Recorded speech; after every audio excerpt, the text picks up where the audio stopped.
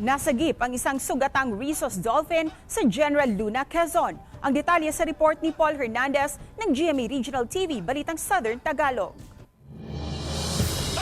Isang dolphin ang napadpad malapit sa mga bakawan sa coastal barangay ng Santa Maria Ibaba sa General Luna, Quezon. Nakita raw itong palangoy-langoy sa mababaw na parte ng dagat. Sa pagsusuri ng Municipal Environment and Natural Resources Office o MENRO General Luna, isang lalaking rhesus dolphin ang tinatayang nasa 2 metro o 6 na talampakan ang haba nito. Nakitaan ito ng sugat sa nguso ng mapasadsad sa buhangin. Pinagtulong-tulungan namang madala sa mas malalim na bahagi ng dagat ang dolphin bago pa maabutan ng low tide. Masigla na rin daw na lumangoy palayo ang dolphin.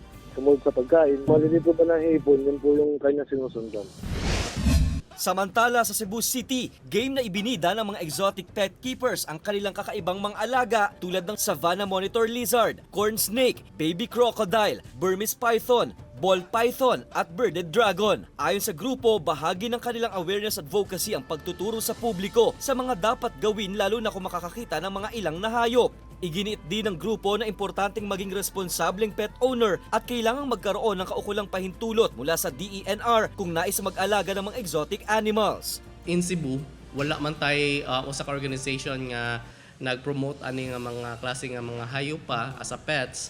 Sa Manila na daghan pero dili sa Cebu wala man. So that's the main reason why nagtukod ta og usa ka organization para sa mosalbar sa mga hayop. Mula sa GMA Regional TV, Balitang Southern Tagalog, Paul Hernandez nagbabalita para sa GMA Integrated News.